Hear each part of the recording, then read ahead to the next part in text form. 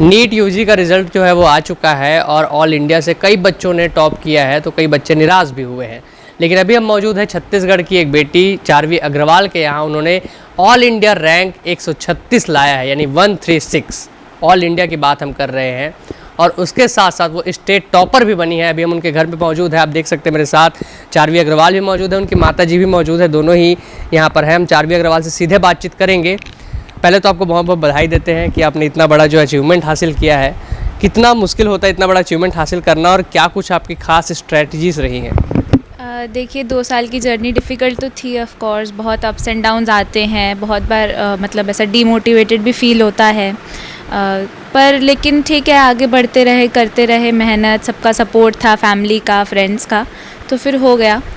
और बस हाँ, स्टेट टॉपर एक बहुत बड़ी बात होती है, स्टेट में टॉप करना, वो आपने अचीव किया है। कितना बड़ा पल आपके लिए है? बहुत बड़ा मोमेंट है। जब से रिज़ल्ट आया है घर पे सेलिब्रेशंस चल रही है, इतने कॉल्स आ रहे हैं फैमिली के, फ्रेंड्स के, रिश्तेदारों के, सबके, तो हाँ बहुत प्राउड हैं सब। नीट की परीक्षा पहले लीक हो गई, फिर दोबारा हुई, उसके बाद दोबारा जो है बहुत सारे लोगों ने मेंटल प्रेशर झेल नहीं पाया कोई, लेकिन आपने दोबारा ही परीक्षा दिलाई, उसके बाद आप टॉप कर रही हैं। तो दोबारा परीक्षा देने में कोई दिक्कत हुई थी? क्या कुछ रहा है? हाँ, जब जैसे रीनीट का अनाउंसमेंट हुआ था और नीट कैंसिल हुआ था, तब पहले तो ऑफ कोर्स सब दुखी थे घर पे, क्योंकि नीट का भी पेपर काफ़ी अच्छा गया था, तो मुश्किलें आई थी वापस शुरू करने में। मन नहीं मान रहा था, एक्सेप्ट नहीं हो रहा था दोबारा पढ़ना है, पर फिर था फैमिली का सपोर्ट था, फिर ग्रेजुअली एक्सेप्ट किया कि अब जो हो गया है सो हो गया है, अब दोबारा हो रहा है तो देना तो है ही। तो फिर थोड़ा 3-4 दिन लेके, टाइम लेके फिर हो गया। फिर पढ़ाई पे शुरू करने के बाद फिर उतना कुछ प्रेशर लगा नहीं, फिर पढ़ते गए। 40 दिन का टाइम मिला था, टाइम भी ज़्यादा नहीं था, तो ज़्यादा वेस्ट भी करने को था नहीं गुंजाइश हमारे पास, तो फिर पढ़ाई शुरू करके फिर हो गया। आपने बताया कि घर का सपोर्ट मिला है आपको, कितना ज़्यादा ज़रूरी होता है घर का सपोर्ट, और माहौल कैसा होना चाहिए पढ़ने के लिए? जैसे मैं तो कोटा आइलैंड से पढ़ के आई हूँ प्रिपरेशन, तो मेरी मम्मी गई थी वहाँ पे साथ में, तो मम्मी का वहाँ घर छोड़कर 2 साल मेरे साथ रहना, और यहाँ फिर पापा अकेले घर मैनेज कर रहे थे, उन्होंने कहा कि तू देख अपनी पढ़ाई पे ध्यान दे, हम देख लेंगे घर का, तो बहुत ज़रूरी है आई फील। और क्योंकि 2 साल की जर्नी में बहुत बार डीमोटिवेटेड फील होता है, कभी टेस्ट्स में नंबर अच्छे नहीं आ रहे, जो भी होता है, तो मम्मी पापा रहते हैं अपने मन की बात शेयर करने को, जैसा भी आपको लग रहा है तो शेयर करके लाइट फील होता है। फिर मम्मी भी मतलब काफ़ी पढ़ाई में रही हैं, एमएससी केमिस्ट्री की हुई है, तो उनसे काफ़ी मदद मिलती थी कि अगर कोई टॉपिक भी नहीं समझ आ रहा है तो मम्मी या तो समझा देंगी, हेल्प कर देंगी, कुछ ना कुछ तरीका निकाल के दे देंगी कि ऐसे कर सकते हैं, वैसे कर सकते हैं, तो ये सपोर्ट बहुत ज़रूरी है। आपने बताया आपकी मम्मी भी ऐसे आपको पढ़ाती थी, उसके अलावा आपके भाई की आपने बात बताई, उन्होंने भी सीए निकाला है, और आपके पिताजी भी सीए हैं। तो इतने जब आप पढ़े लिखे बैकग्राउंड से आते हैं, सब ने इतना अचीव कर लिया होता है, तो कितना मुश्किल होता है, और क्योंकि एक प्रेशर बना होता है शुरू से कि बड़ा करना है, तो वो कितना मुश्किल जाता है या फिर आसान हो जाता है आपके लिए? नहीं, दोनों बातें हैं। मतलब प्रेशर तो रहता है कि ऑलरेडी अगर इतने एजुकेटेड, इतना अच्छा फैमिली बैकग्राउंड है कि हमको भी ये मेंटेन करके रखना है, क्योंकि खुद के मतलब इंटरनल प्रेशर आता है कि अगर कोई आपको मतलब पेरेंट्स कभी बोले नहीं मुझे आज तक कि देखो ये करना है या इतना करना ही है, पर वो अपने आप में ही फील होता है कि यार अब इतना मेहनत कर रहे हैं मेरे पीछे पेरेंट्स, तो उनको प्राउड फील कराना है, उनके लिए करना है। पर फिर ये भी है कि अब क्योंकि खुद एजुकेटेड है, फैमिली पूरी बैकग्राउंड इतना अच्छा है, तो वो सपोर्ट भी काफ़ी करते हैं। वो समझते हैं कि हाँ पढ़ाई में प्रॉब्लम्स आएंगी, हाँ ठीक है ऊपर नीचे होता है, तो वैसा सपोर्ट भी मिलता है, तो दोनों बातें हैं। बहुत सारे छात्र जो होते हैं वो स्ट्रेस में आ जाते हैं, क्योंकि आपने देखा हो, जैसे आपको भी पता चला होगा, रीनीट जब हुआ तो बहुत सारे लोगों ने सुसाइड भी कर लिया था, लेकिन आप उसमें डटी रही और आपने इतना कुछ अचीव किया। तो अब क्या कहना चाहिए उन छात्रों के लिए जो निराश हो जाते हैं? देखिए छात्रों की भी गलती नहीं है, क्योंकि हम भी बहुत निराश हुए थे जिस दिन अनाउंसमेंट हुई थी, पर यह है कि अब गिव अप करके भी क्या ही हो जाएगा, क्योंकि आपने डिटर्मिनेशन आपके पास है, अगर आपको डॉक्टर बनना ही है तो फिर एक रीनीट दोबारा मुश्किल है। आई एग्री, मेरे लिए भी बहुत मुश्किल था कोप अप करना, लेकिन आप खुद को टाइम दीजिए। पर मतलब सुसाइड तो कहीं से सही नहीं है ना, it's not a solution. Life and कर देना, लाइफ से ज़्यादा ज़रूरी तो कुछ भी नहीं हो सकता है।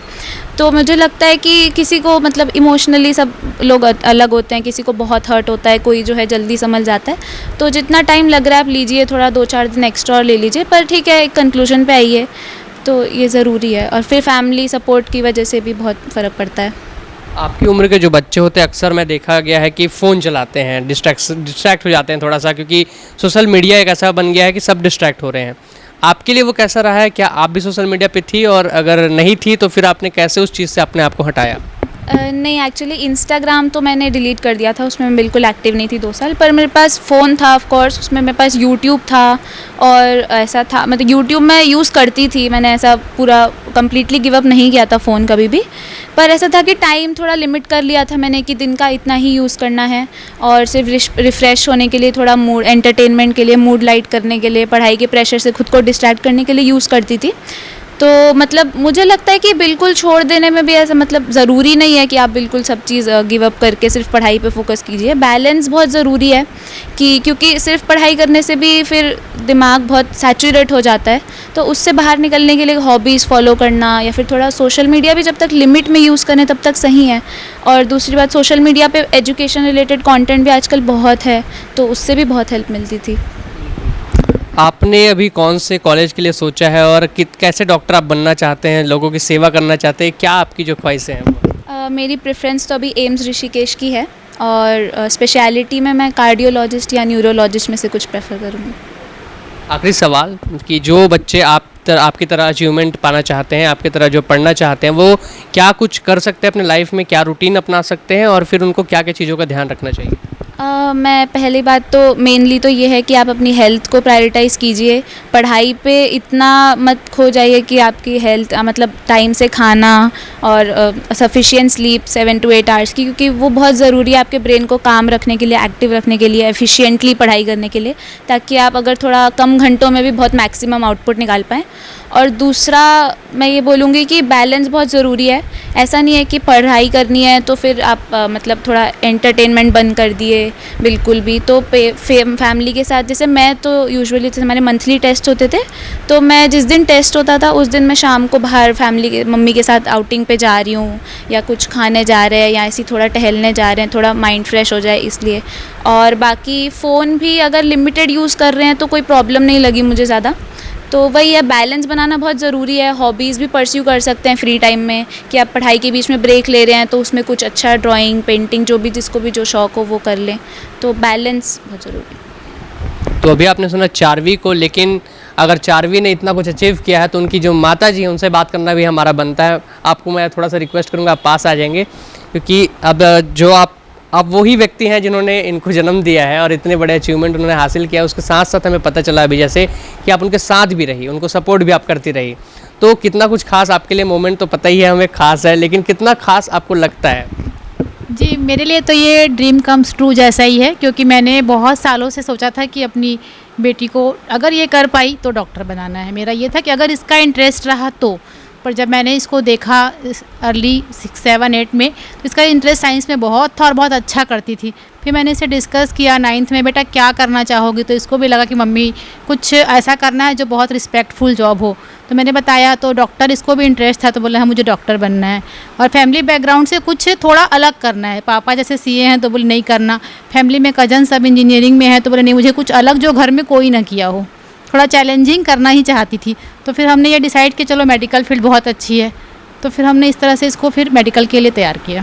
पूरी जर्नी में आप साथ रहीं, सपोर्ट करती रहीं, क्या आपको लगा था कि इतने बड़े लेवल पे वो अचीवमेंट पाएंगी? क्योंकि स्टेट टॉपर वो बनी है, तो क्या आपको लगा था वो स्टेट टॉपर बन सकती है? ऑब्वियसली मैं तो बिल्कुल श्योर थी स्टेट टॉपर बनेगी, क्योंकि जो इसके पढ़ाई की तरीका था, तैयारी थी, जो इसके टेस्ट के मार्क्स थे, उसके अकॉर्डिंग हम तो बिल्कुल श्योर थे कि आएगा इसका रैंक। अभी आप क्या चाहती, क्या कुछ करे आपकी बेटी, कितना और बड़ा बने? जी, मैं तो चाहती हूँ कि बहुत सक्सेसफुल डॉक्टर बने, लोगों की सेवा करे और देश में विदेश में इसका नाम रोशन हो, और बाकी वो जो करना चाहेगी, जिस फील्ड में वो चाहेगी जिसकी, वो उसकी प्रायोरिटी रहेगी। तो अभी आपने सुना चारवी अग्रवाल की माता जी को, और साथ में चारवी अग्रवाल भी मौजूद थी। उन्होंने सारी बातें बताई किस तरह से उन्होंने तैयारियां की है और क्या कुछ खास ज़रूरी होता है ऐसे अचीवमेंट्स को हासिल करने के लिए। उन्होंने ऑल इंडिया रैंक 136 हासिल किया है, उसके अलावा वो छत्तीसगढ़ में स्टेट टॉपर भी रही हैं। तो ऐसी थी चारवी अग्रवाल की कहानी। बने रहिए हमारे साथ, वीडियो पसंद आए तो लाइक कीजिएगा, हमारे चैनल को सब्सक्राइब कीजिएगा, वीडियो पर कमेंट करके अपनी राय बताइएगा कि आपको ये वीडियो कैसा लगा। इसके अलावा फेसबुक, इंस्टाग्राम और एक्स जैसे प्लेटफॉर्म्स पर हम मौजूद हैं, वहाँ भी हमें फॉलो कीजिएगा। कैमरामैन सतीश मेरी के साथ आशुतोष शर्मा, रायपुर से।